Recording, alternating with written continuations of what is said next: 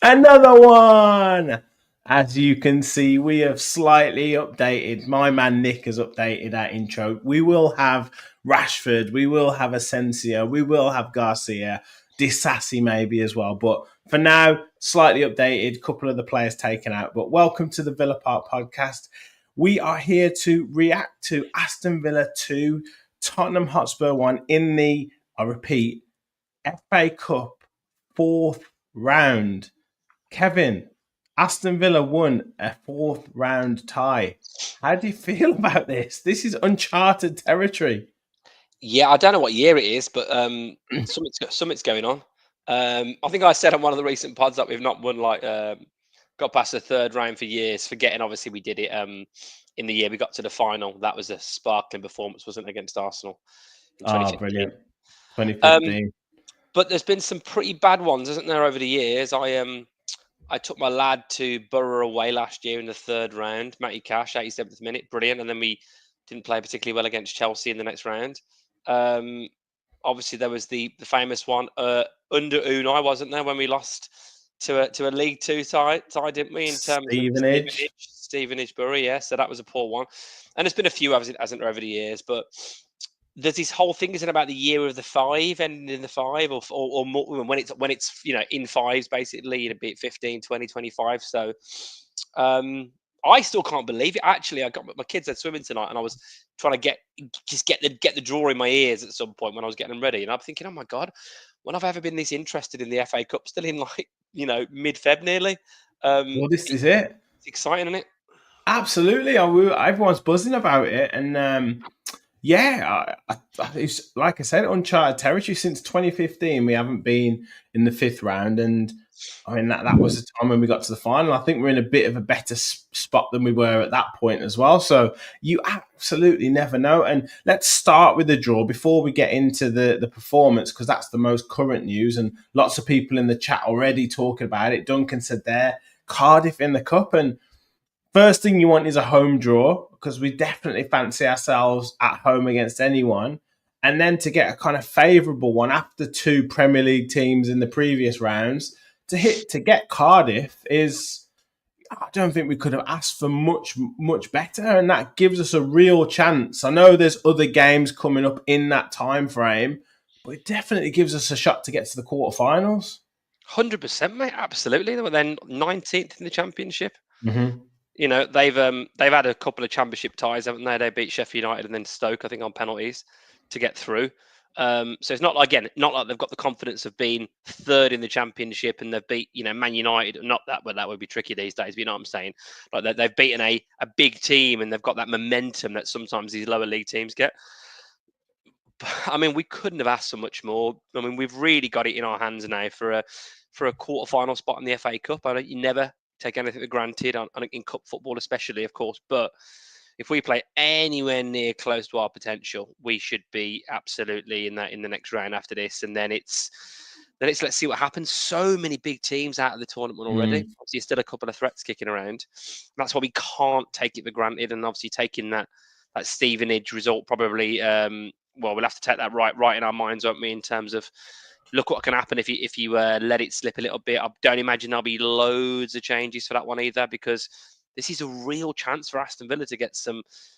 I mean, get some silverware, of course, but get to Wembley, give the fans a real day out, and then hopefully get some silverware. Absolutely, and you talk about big teams going out of it. There's going to be at least 3 Premier League teams going out at this stage as well, because Manchester United have Fulham, Newcastle have Brighton, and Bournemouth have Wolves. So there's another 3 Premier League teams going out, and then if Exeter if Nottingham Forest beat Exeter tomorrow, i.e. Tuesday night, then they play Ipswich. So that'll be 4 Premier League teams out ready for the the quarterfinals. So yeah, it would certainly open up for Aston Villa to have a really good run into that going deep. You'd imagine in the quarterfinals you're going to face a very good side, but the chances are, but certainly gives us an opportunity to get to Wembley, like you say. Yeah, I mean the only 2 teams that are scary in the competition, genuinely, are Newcastle and Man City. Mm. I mean, Man United, of course, on their day, Palace on the day, Brighton on the day, Wolves if it's away. There's obviously Forest are obviously doing really well, but I just think like looking at what Villa are capable of, for Liverpool to be out, for Chelsea to be out, for Arsenal to be out, for Spurs to be out. I mean, even the mighty Birmingham City are out as well somehow. What a cup tie that was, by the way. So look, I have bad memories of the year when we lost to Bradford in the League Cup semi-final. I remember Mm-hmm. going to Valley Parade, then the home leg. I remember that season. Obviously, we were pretty abject, weren't we, in terms of the league form? But it would have been Swansea City in the final, right? What's that like 2020? I don't know, some point in the last 50 years it Was that happened. Lambert, that one? Lambert, yeah, I don't even know Yeah. what year it was, right? Maybe 20, not Someone in 20. the comments will tell us. I can't Yeah, remember. yeah, I can't remember. But I also remember in the FA Cup, we lost to someone not very good. And I remember watching their route through the rest of the cup draw. And it was like lower championship team after lower championship team after lower championship team to get to the semis of the cup. I remember thinking, for goodness sake, Villa, just absolute gimmies of a draw. And I think we lost to someone like a Cardiff, basically, in that year in the FA Cup as well. So you never want to get too carried away. And of course, we've No, already beaten some big teams. We've beaten West Ham and Spurs. So, exactly. so we've obviously had some tough ties. But yeah, I mean, if you look at what will be left in the cup draw as well, it's going to be one of Preston or Burnley, one of Doncaster. Well, Palace got through, so one of Palace or Yeah. Mill, Man U or Fulham, Newcastle, Brighton. Obviously, one of those is going to go out. Bournemouth or Wolves. Man City are obviously going to beat Plymouth at home, you'd imagine, and then it's obviously, as you say, it's probably going to be Forest or Ipswich. So there's going to be Premier League teams left there, but you've got a real chance of getting yourself to at least a semi-final if the draw goes well. Especially another home draw as well. Because as I say, we'll get into the game in a second, but I certainly fancy us at home against anyone, really. We're solid at home. We've only lost 2 games all season. 2 games all season, is it at home? Yeah, because we didn't lose in the Champions League at home, did we? So, yeah, we've lost to Palace in the Carabao and And Arsenal at home. Arsenal, That's it in the Palace, Premier League. Carabao. So, Yep. yeah, we're pretty frightening at home. And like I say, we'll talk the squad, we'll talk the players that are involved in it. That in some ways, getting further in the FA Cup gives opportunities to a couple of players who aren't part of the Champions League squad for no fault of their own, but are certainly giving themselves a good opportunity to feature and star in the FA Cup, which is brilliant. And we had a couple of cameos as well yesterday that were really, really exciting. Another quick just mention is, as Ross says, El Ghazi and Chambers back at Villa Park, and particularly Anwar El Ghazi. He's already tweeted out how he's buzzing. It was the tie that he wanted to come back to Villa Park in front of the Holt End. And El Ghazi, a bit of a cult hero with Villa, obviously scored one of the goals to get us back into the Premier League. Big time for him to come back to Villa Park. Yeah, sorry, you cut out a bit then. You're about El Ghazi, yeah? Yes, yeah. Yeah, I lost you for a few seconds. Anwar El Ghazi, as we fondly remember, as McGinn called him, the best penalty taker in the world. Absolutely just unwavering, wasn't he, in terms of his composure? It's fantastic. I've got a lot of fond Oh, memories and Callum Robinson as and well. Callum Robinson. Wow, I've got a lot of fond memories of El Ghazi. I always, remember obviously there was the goal at Wembley in the playoff final. What a header that was, and lols off his shoulder. That magical finish against Palace when we beat him 3-0 on Boxing Day, and plenty of other goals he scored for us. Obviously, we upgraded on him, but yeah, fond memories of that. And Chambers will always remember the goal against Leeds, won't we? When Ming set him up, that whip into the top corner. And Yeah. Callum Robinson, obviously, big mate Grealish who didn't quite work out for us. But yeah, it'd be nice for them, nice for the families. But Really, no sentiment We've here. got to beat them. Yeah, yeah, just get them beat. Yeah, Get the job done. shake the hands at the start of the game and give them a clap at the end when we beat them. Yeah, And also Saye VFC and Michael saying respect to Peter Whittingham, yeah. and I'm sure there'll be some sort of tribute there. There'd be absolutely certainly taking that opportunity. I'm sure to do something in memory of Peter Whittingham as well. Yeah, definitely. Yeah. Yeah, so we've got that to look forward to. Fifth round tie against Cardiff. Great opportunity to get through, as we've just said there. And then, but to get us there, I mean, it's I would say with the kind of setup of the game, with our history in the FA Cup of the recent years, with Tottenham and the way that they've played against us, particularly at Villa Park, and last season they beat us absolutely royally 4-0 and everything around that, and then Tottenham losing in midweek, coming to Villa, maybe a wounded animal. There was a lot of apprehension about this game, and I would go so far as to say that was probably our best performance of the season. And so many players put in brilliant performances. What was your kind of general thoughts on the game? I mean, I was so excited about that performance. Yeah, it was. It was definitely up there, wasn't it? I mean, for different reasons, the Bayern performance will live long in the memory. Yeah. I think Man City was an excellent performance. I think in terms of two halves, obviously, I know they started pretty well second half, but I remember I think we played really well against Bologna in the first half at home, and there's a Mm. few other games. Bruges were pretty good, but for a whole match, generally we were in control, weren't we? And look, there are mitigating factors. If you listen to Postecoglou for too long, you'll actually think we should have beaten 416-0 because they basically had no one that was playing that was any good. Everyone's exhausted. Well, Villa have been playing twice a week for quite a long time, and we haven't even got a fit centre back. So they're not the only ones. Although they have got quite a few injuries. Although I do think he was milking that when he said Werner, I thought, come on now, like that ain't affecting you. But obviously there's a lot of players in that team that aren't necessarily starting, but they've got some big players out. And of course, they played in the week. But you know what? They still got a decent side. They still got some decent players. And I felt we did what we've not done for a lot this season. We started fast. Obviously, not even a minute, a second short of a minute, and we were 1-0 up.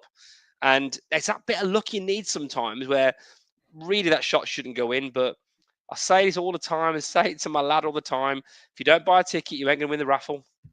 And we had that shot on target. And what happened? Goal. And then Exactly. and you're unlikely then to lose that game unless you do something really badly wrong, aren't you, at home at the moment if you're Villa?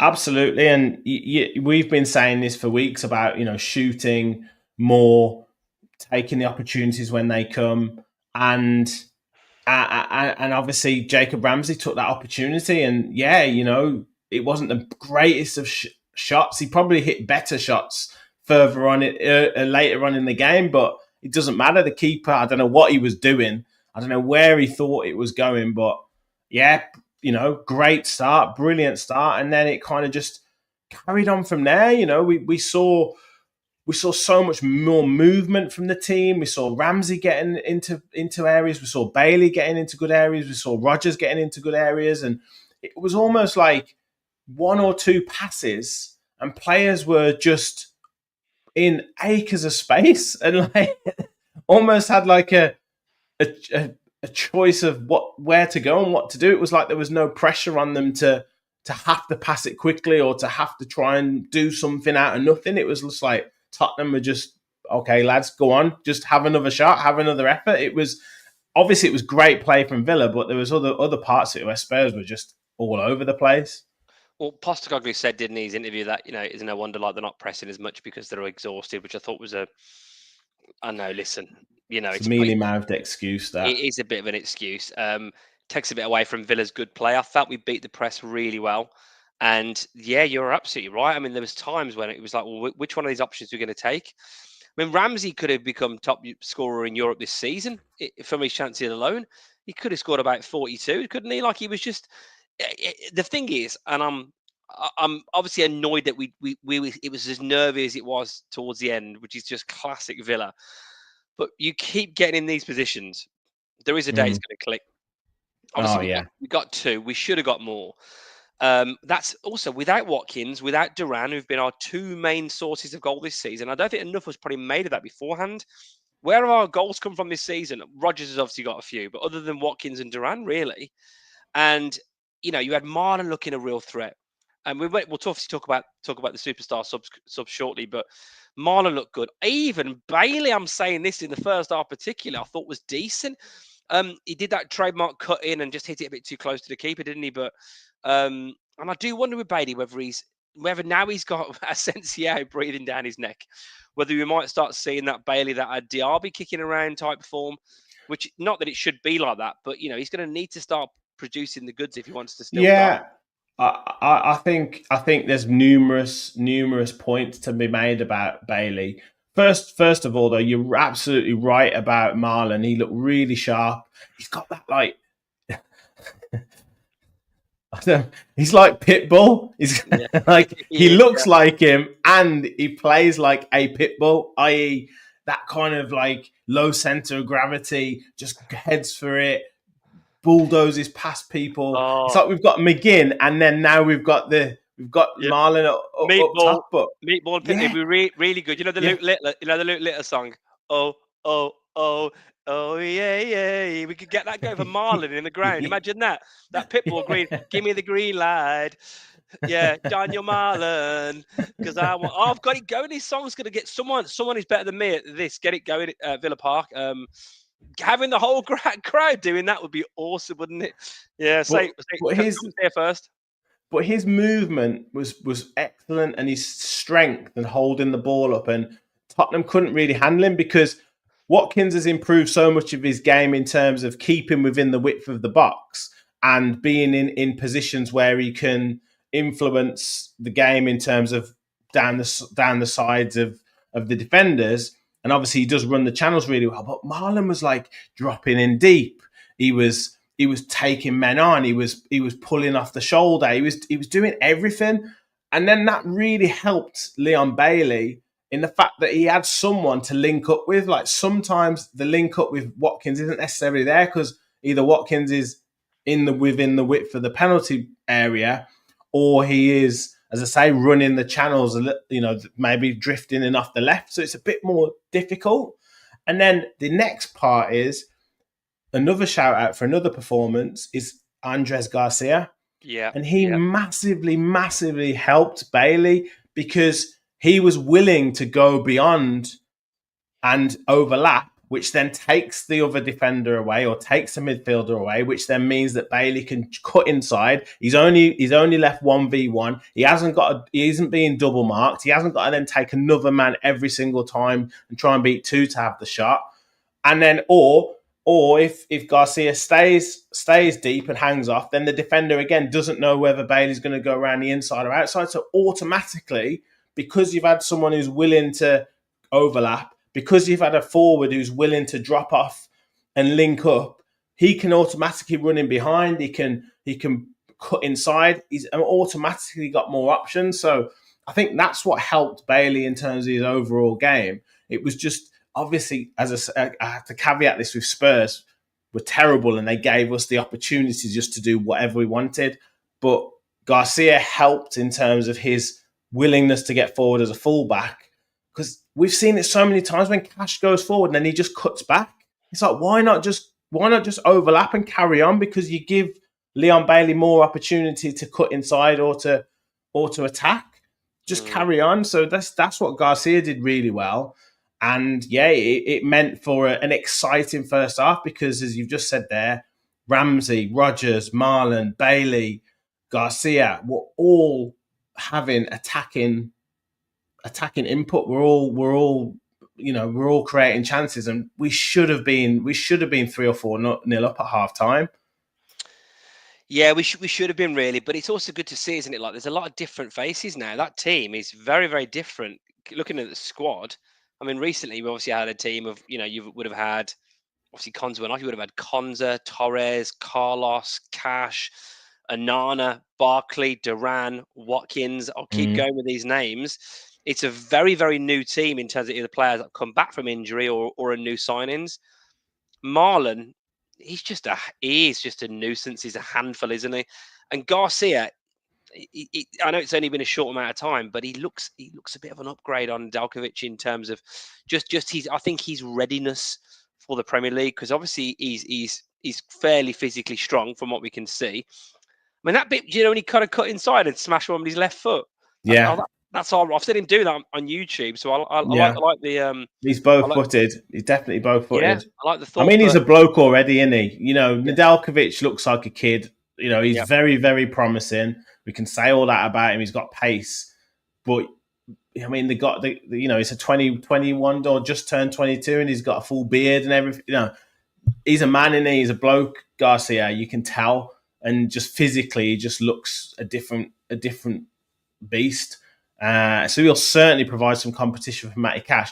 And if just from him attacking down that right hand side and getting to the byline and putting crosses in, if that means that Cash is going to start doing it, then we're going to have a much better, as I said, we're much better Leon Bailey and much more threatening side, because we can do it on the left hand side with Digne and Ramsey, and we've got on the right hand side whoever we want, Bailey, Marlon, Asensio, which we'll talk about in a bit. Rogers out on the right as well. We've got so many options that we can utilise. yeah, it's really exciting, isn't it? It really gives us a depth now, doesn't it, in terms of what we can do to other teams? Because if you look at what we were doing recently, like I said, you had Watkins with Duran coming off the bench.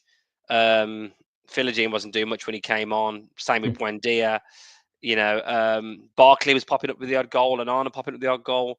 Now you've got, as we've said, Asensio, Rashford, Marlon, Bailey, Ramsey, Watkins. I've missed somebody, haven't I? But like Rogers. There you go. I always miss Rogers. There's just a lot of attacking options and a lot of power, a lot of pace, a lot of guile, a lot of skill.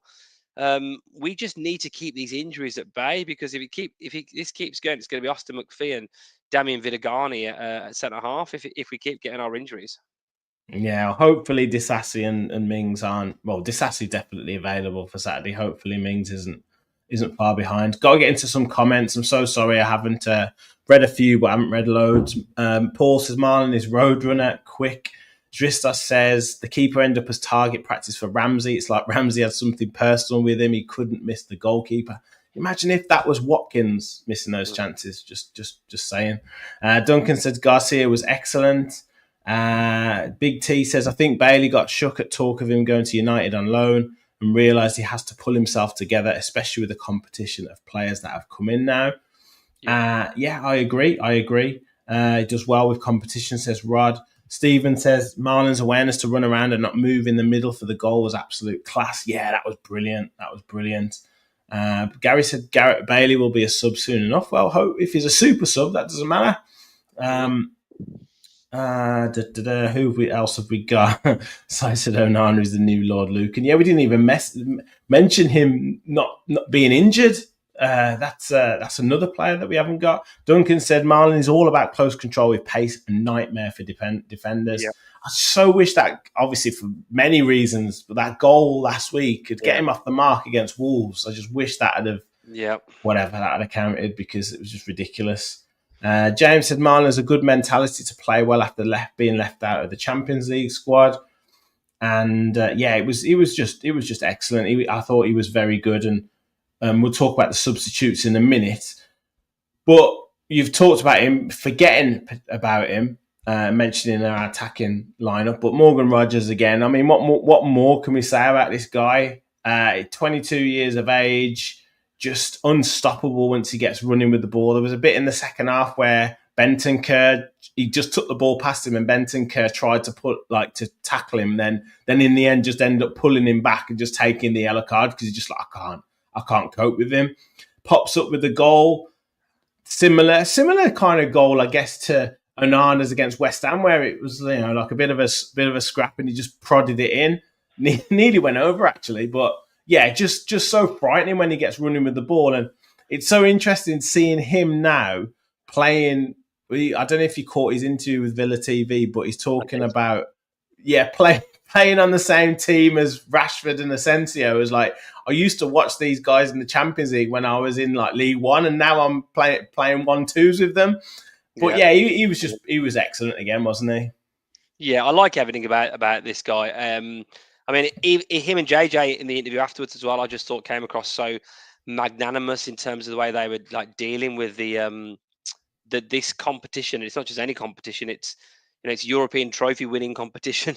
Multiple international caps, playing for Man United, playing for Real Madrid. These type of teams, and they've taken that in such a way that many probably wouldn't. But Rogers he's just a class act, isn't he? The way he talks, how humble he is, how keen he is clearly keen he is to learn. I mean, he doesn't forget where he's come from. That loan actually with Brennan Johnson, wasn't it, at Lincoln City, and Mm. not quite making it initially. With City and going out, obviously back out then to lower leagues. But we know with how young he is and how inexperienced he is, there is going to be times when he's going to flat out to deceive. There's some games this season he's been absolutely abject. But luckily for us, that has been few and far between because he is consistently now. I think it's him and Kamara are like the best two players every week, really, in terms of what they do. It's just fantastic. I mean, him yesterday. I mean, got an assist, got the goal. As you say, that bit with Benton Kerr marauding through. The way he just takes the ball and brushes people off, it's just absolutely fantastic. And yeah, we've got a real gem here in him and obviously Villa, we've had our pants pulled down apparently for 8 million quid for him. I don't think that guy's ever going to live that down, Oh, to I be hope fair. he. I But hope he then doesn't. Bournemouth fans didn't rate him at all when he went to Bournemouth. So it's just it shows you the quality of the coach that we have, the ability of him to see something in players that he can get out of them, and it's clear to see he likes runners with the ball, doesn't he? It's clear to see he likes physicality and fast runners with the ball. And that's what he saw in Morgan Rogers. There's bits that he still needs refining, but you can see. I think striking the ball. I think him and Ramsey could potentially strike the ball a bit better. There's times when they don't hit the ball right. Yeah, So that's I agree. something they could work on. But in terms of the speed of the territory that they get us, the passing, at times to put players through it's just devastating.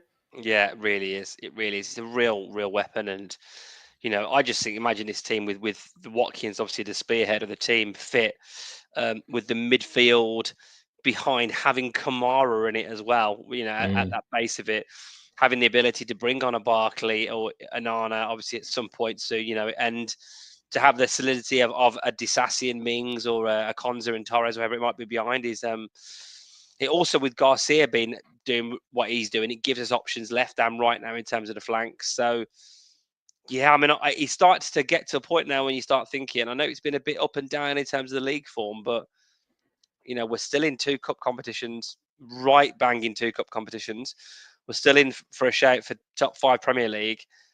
When's it ever been a potentially as exciting end to the season as it is right now for Aston Villa fans in terms of qualifying for Europe, qualifying for the playoffs, getting in getting back to the Premier League, all exciting things, getting to the Conference League.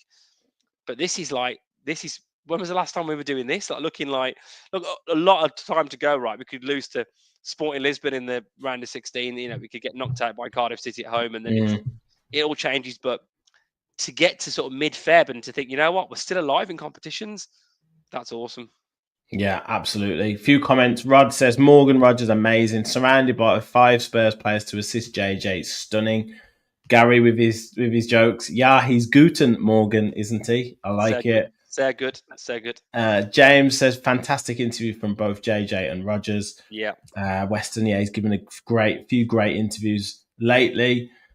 He's just great. He's just absolutely great. The Professor Unai effect says PJJ, and Paul says Rogers is the new Yaya Toure. Very, very powerful moving forward. Big T says, love how you say Rogers is humble. He is. I watched his interview on the rest of his football with Lineker. Haaland needs to take note. Yeah, absolutely. It was a great interview, that one. Great interview. And just in terms of the squad, and when everyone's back fit, we do have genuine competition across all the outfield positions. So it is really, really good.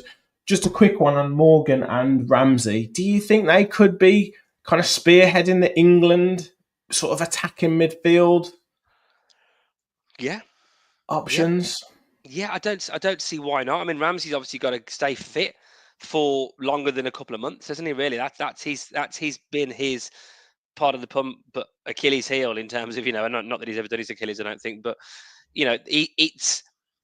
it's all there for him.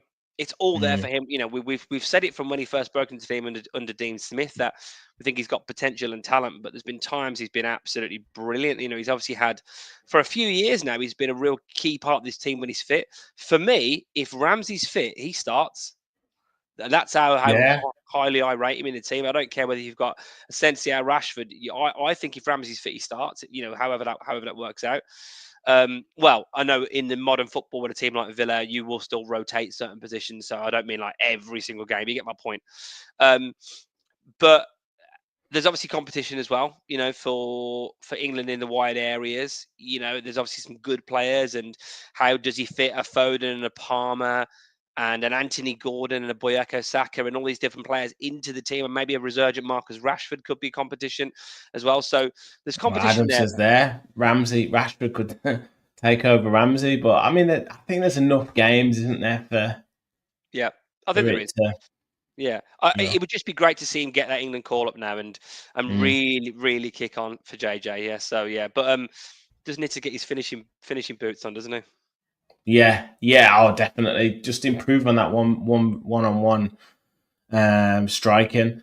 Now, before we get into talking about the debutants or the substitute debutants, obviously, Garcia, it was his home debut, let's say. But we've said this so many times, but when this player plays well, Aston Villa play well, and he certainly had a driving, motivating game in midfield, and that was our captain, John McGinn. And every time he seems to get written off as this guy shouldn't be playing, or is he going to be starting? Is he going to be a player who can keep up with this team? He comes out with a performance like that, and he was just everywhere on that pitch. And like I said, when McGinn is at that firing best, then that is when Villa are at their best. Yeah, he was great, McGinn. He really was. I was thinking exactly the same thing. I'm only going to slightly hold my sort of praise for him too much because I think he's been pretty poor lately. So Mm. the argument could be if it was Ange here, Struth, mate. Yeah, try playing against a team and end knackered, mate. Like absolutely, you got the energy levels and you're bustling and you're doing all the things that John McGinn's been good for.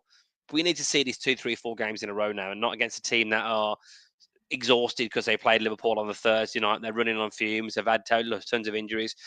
We know that he should still be able to produce the goods like that because he's not. I mean, he's not like he's 35 years old. He's 30, isn't he now? And he's got many years left ahead of him. But he needs to be consistent. Otherwise, there will be question marks over his long-term future of the club with the players. Obviously, we're going to be able to attract him that we've got around.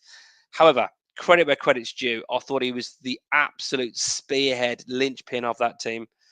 I'll have less of that, Weston. Thanks very much. Come on, Cobber. Um, But yeah, I think Adam agrees with you. Said the issue is McGinn has one good game in 10. okay, yeah, But Kevin does say it's fitness. McGinn is fitter after injury, so it's yep, it's it's getting him up to those levels 3-4 games in. And I take your point. I want to see him do that away from home because yep. when he's driving and when he's that driving force in midfield, we need that away from home because our home form is brilliant, right? We can play different types of games at home. We can be the team that's on the front foot. We've now had a couple of games where we've had fast starts. I think back to Brentford, obviously Tottenham yesterday, Man City. We've had these fast starts again. We've also had the games where we've had to grind it out and just try and win. We've been pegged back a couple of times. We haven't lost.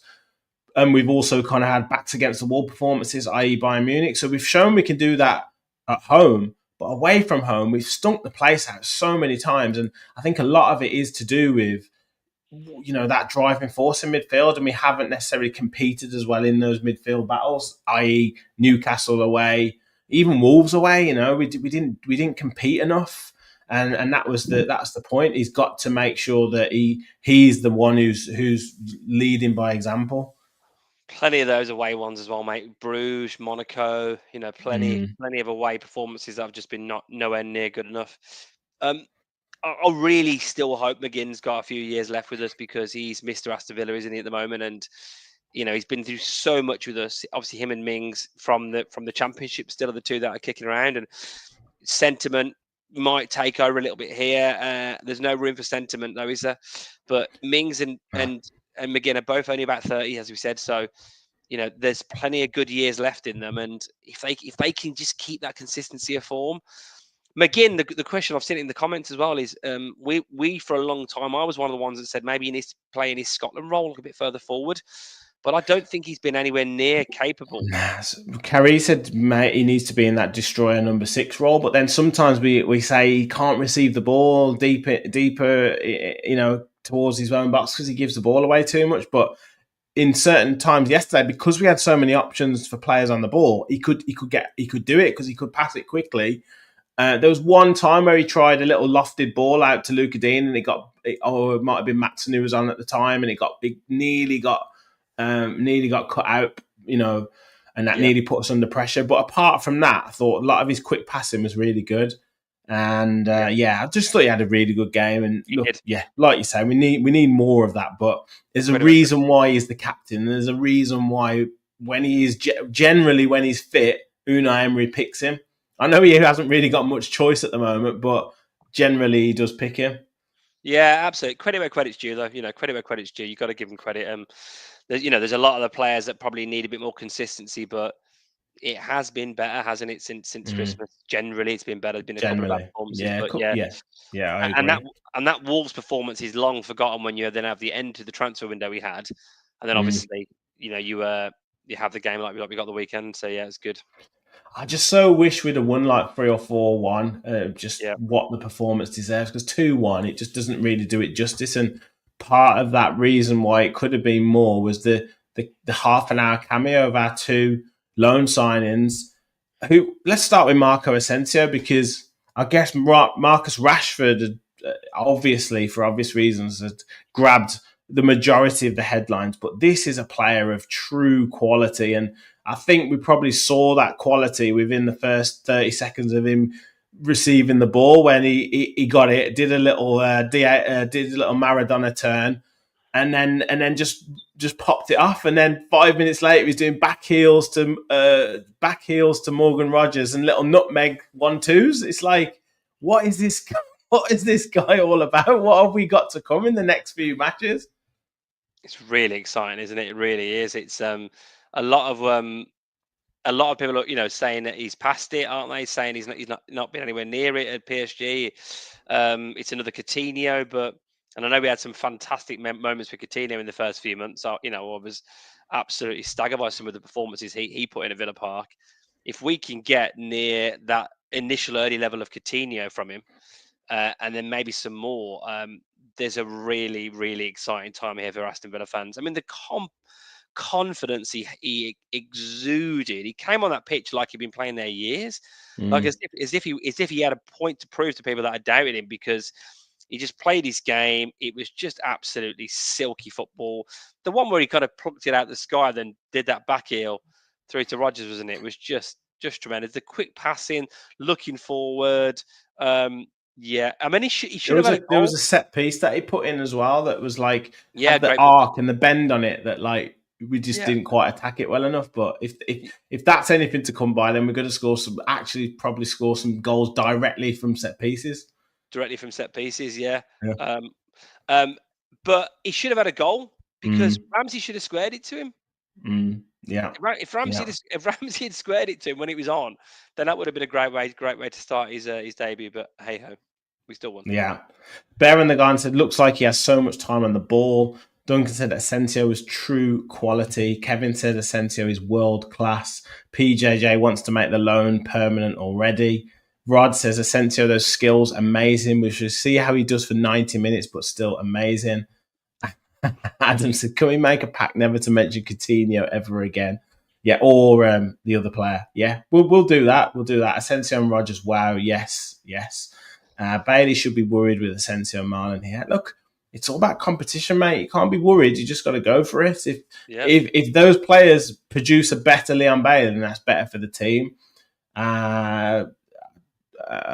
I'd need to pronounce what your name is, but it says Marco won't make it for 90 minutes. I'm telling you, as his biggest fan. Well, look, this could be, whether he starts and he lasts for 60 minutes, whether he comes on for sort of the last 30, 35 minutes.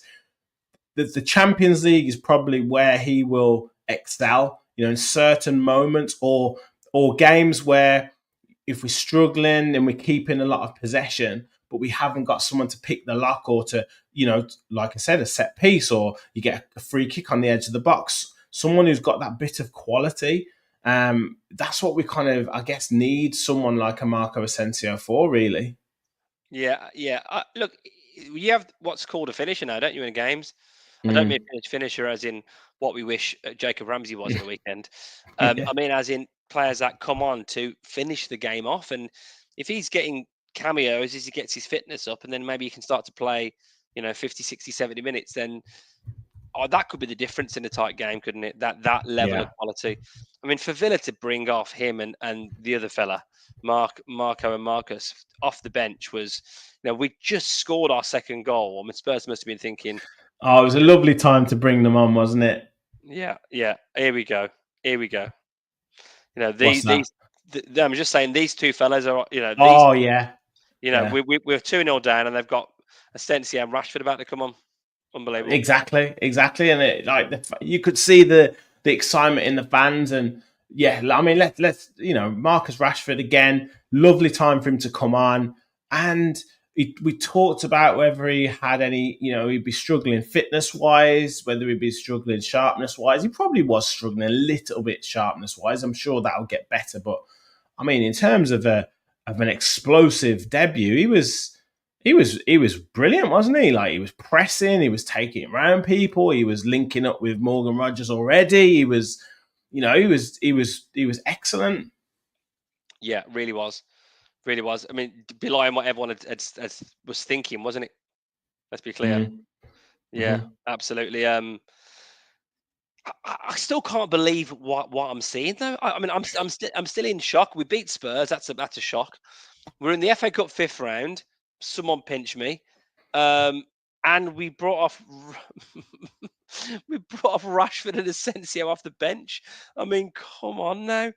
It's just madness. And it just looked so exciting going forward, didn't it? It just looked so exciting. It really did. It was just brilliant. I mean, I actually thought, like, Yeah. Marlon and Bailey had done well, and so then obviously they get hooked, and then you bring those two on. Yeah, it's just. I'm really excited about the next few weeks. I'm really excited. And it looks like Rashford thinks he's got a point to prove. Yeah, absolutely. Was pressing, a far cry from that famous video going around when he was just walking while Ross Barkley was just in his Luton shirt dancing around him. Um, and I really think you can see the way, like some of the stuff like Jaden Sancho has been putting on social media, like, finally free, and like, Yeah. kind of stuff. You can see the way there's a groundswell of opinion out there that he maybe wasn't treated very well. And I was like a lot of people that started to think, well, surely it's about you as the individual rather than the club. But the more and more I'm thinking about it, and of course it suits my claret and blue narrative, of course, Yeah. for this Yeah. to be the way. But he looked like he was hungry and up for it, and he Yeah. looked like he was a threat. And he nearly got a shot off, didn't he? It was obviously good defending by Archie Gray. And yeah, I've got a really, really good feeling about it under Unai, that he's going to be a real weapon for us this second half of the season. Oh, absolutely. I mean, if you can get 7 or 8 goals throughout this time, then we're certainly going to go places this season. I think there's lots of things that go in the favour of this being a good move, even just for the slight kind of ego boost, or it's the feeling of love again, like even for 6 months or 5 or 6 months, just to get back to crowds chanting your name, being the main man, that can do a lot for a player's confidence and attitude. And then you factor that into, you've already got Jacob Ramsey, Morgan Rogers, players like that saying, I can't believe that I'm sharing the dressing room with this guy.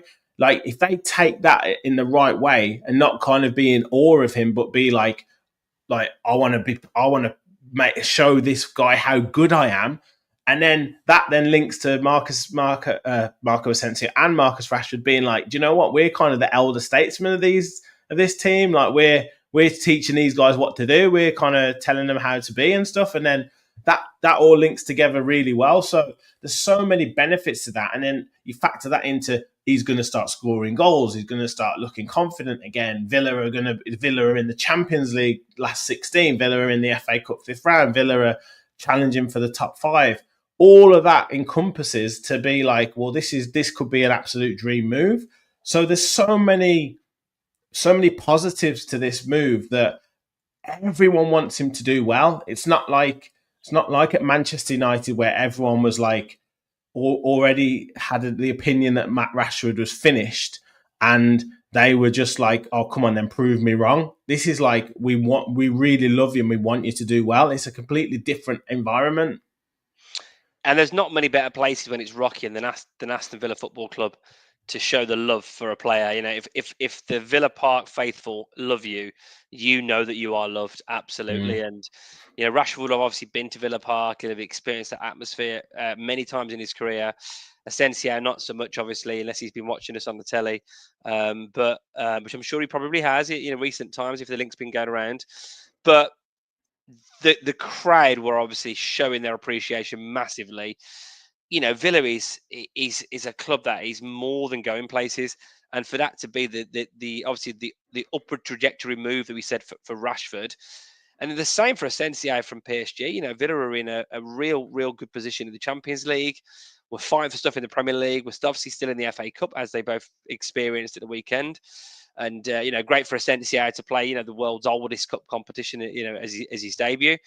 And you know, where this club is going under this manager, we are an unbelievable option for people. Even these youngsters that they'll be teaching as the older statesmen, these youngsters have got a lot of experience now. You know, Jacob Ramsey's played multiple times with this club. You know, Morgan Rogers has got himself, you know, 10 plus goals this season. He's played Champions League.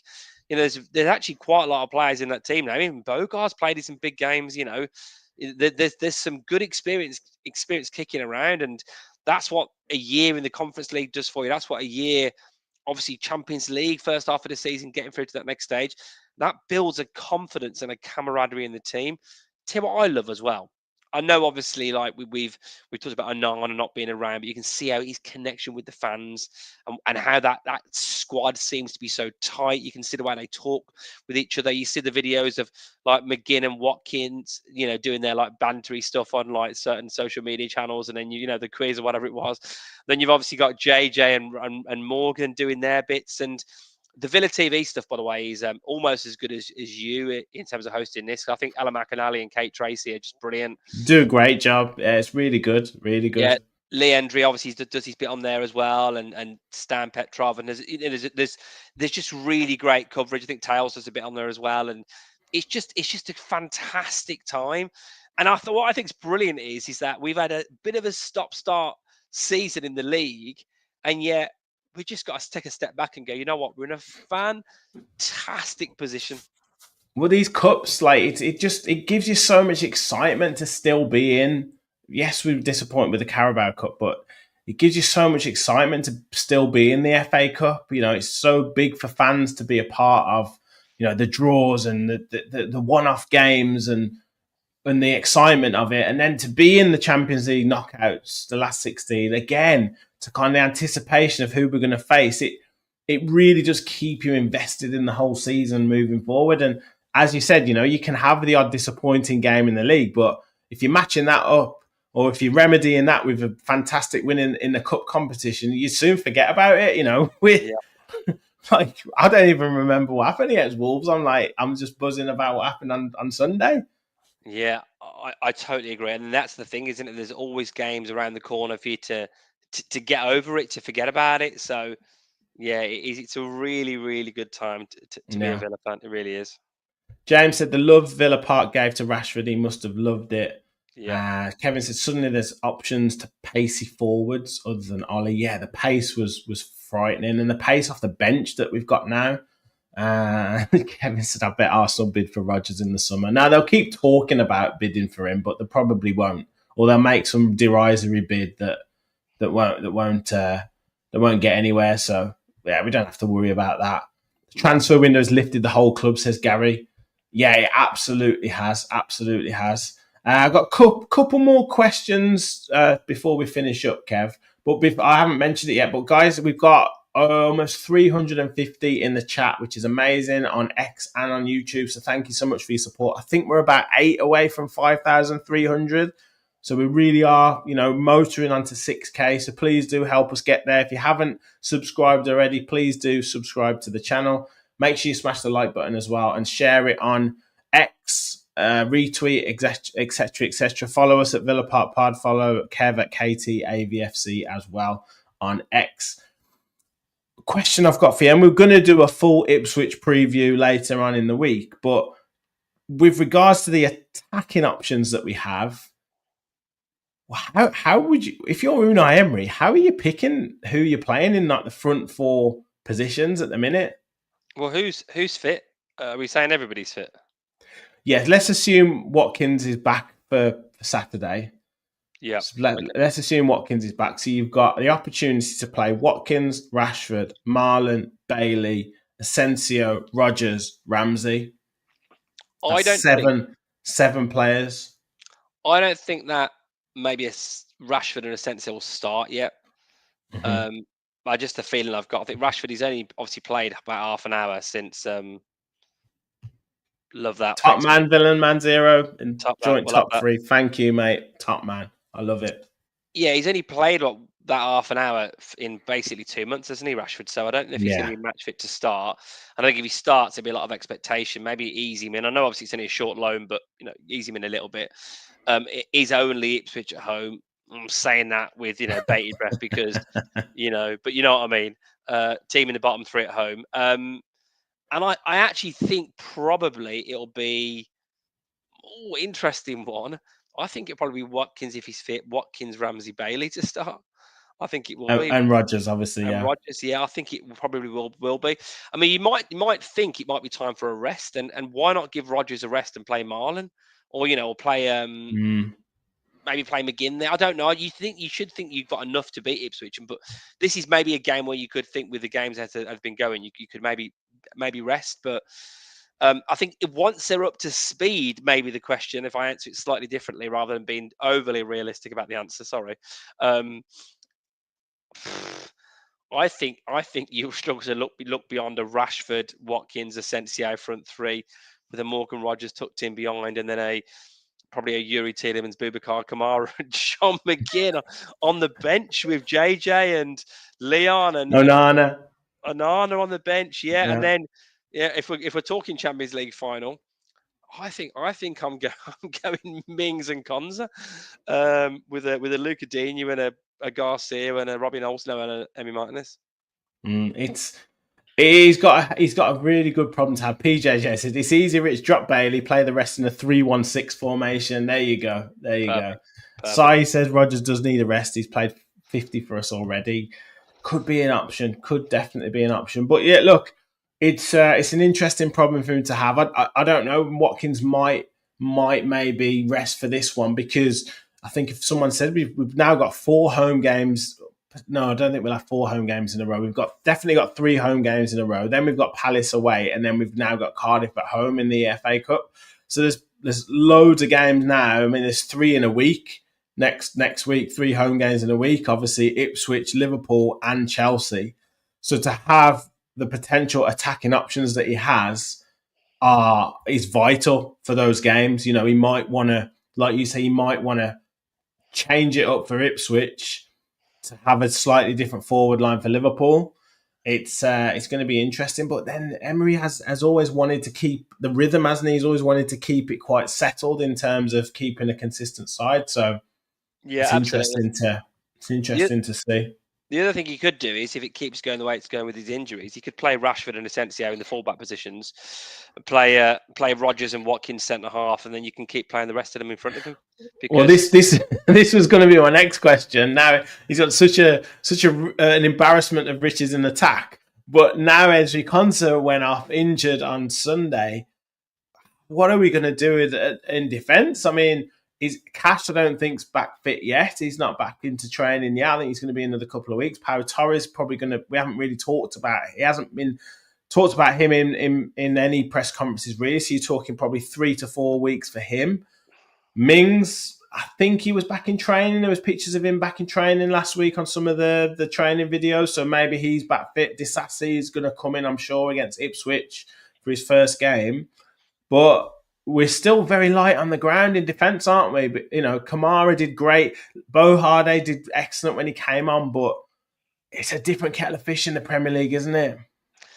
Well, it is a different kettle of fish, absolutely. And he has at times, I mean, I'm going to give him the credit. I thought he did pretty well. He did. But He he's did done really pretty well in well. a lot of games. And he's also been a bit poor and a bit nervy at times. And there's clearly potential there. But the thing is, when you're playing on this kind of stage and we're pushing for those top 5 positions, because we've got to get back in the Champions League for this club if we want to be keeping the likes of the signings that we've been bringing in to come into Villa Park and keep the success at the level we want it to be at. You got to be able to perform. So, yeah, I think it's probably a bit too much to ask too much of Bogard at this stage of his career consistently, but hopefully Mings isn't too far away. Torres was right at the start of January, wasn't it? So you're looking at a metatarsal, you're usually looking at 8, maybe 12 weeks. It depends how it heals. So, I mean, I think It's getting him to some. I don't know if he's. I don't know if he's been out on the grass, as Dean Smith used to say. out on the grass. So I've not seen any reports of him. Like, I'm sure he's in the gym and running and that, but he's going to be a good few weeks yet. I think so too. We just have to hope that Mings is. If it's Mings and Disassi is a right unit of a. I know. That's like who's going to be the covering defender, because both of them seem like full on 100% men. They'll both be fighting each other to go for headers. You know what's going to happen, don't you? Those two are going to be fit for the next game. They're going to clash heads in the first minute. Yeah, and they'll both be off. Knock each other out. Yeah.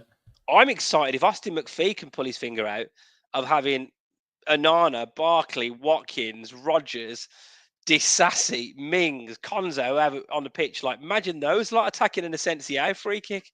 Oh, we'll still fart around a bit around the edge of the box instead of just putting it in. We will, we will, absolutely. Yeah. Villain Man says it'll be Kamara and Disassi. Surely, I would have thought so if Mings isn't back. Yeah. Nice to see Bohard do a job at centre back if needed, though. Yeah, definitely. And Kevin said, Adam says Mings and Disassi also screams a mistake at the back. Yeah, but like I say, both of them going for the same ball, and then Liam Delap just running, or Philogene just running through. Oh, of course, yeah. Stay positive, mate. Stay positive. Yeah. We're past all that now, aren't we? We're going to win every header. Yeah. Kev says Garcia, Disassi, Bohada, and Dina could well be. But yeah, we'll get into that later on in the week. Just finish up. Really, really positive performance, wasn't it? And yes, I get it that Postecoglou's talking about the injuries and his players having to keep going to the well for him. I haven't got a lot of sympathy for him because he doesn't change his tactics.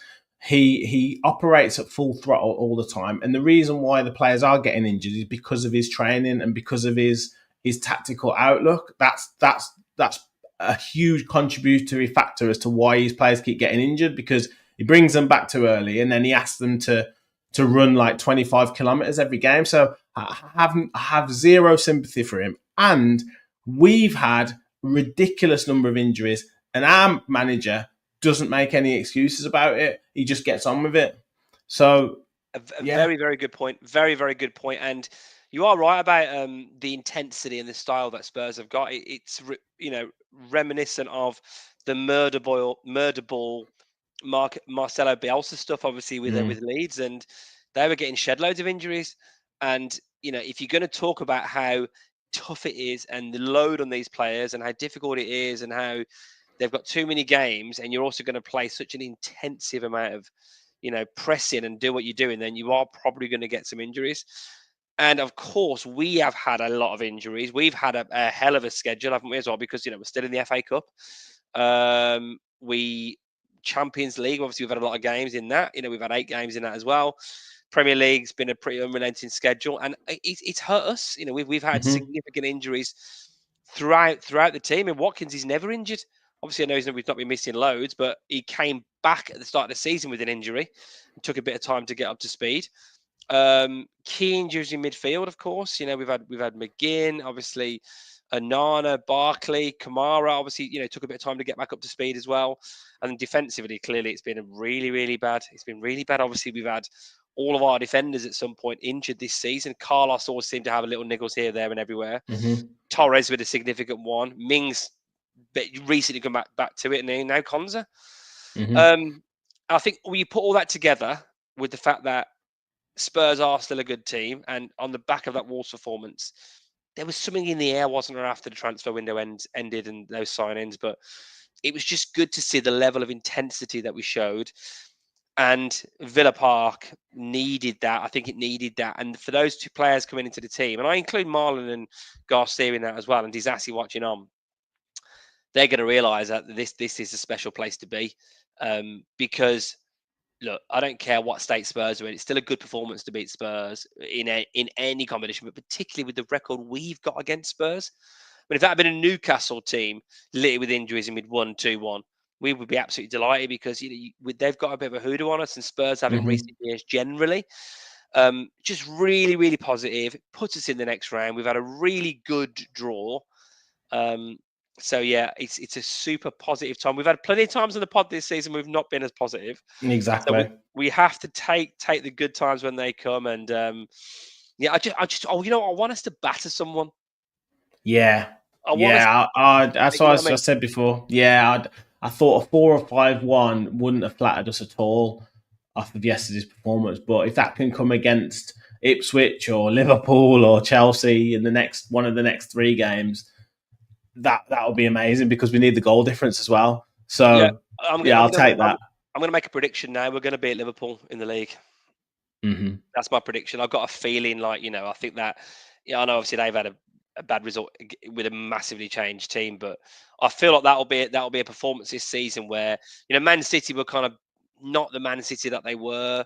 Have we had a statement win where obviously Bayern was a statement win, Munich was a statement win, but you get, Man City you get my point, but Yeah. a statement win against someone like that, top of the league team, I've just got a good feeling about that. So get a couple of quid on that.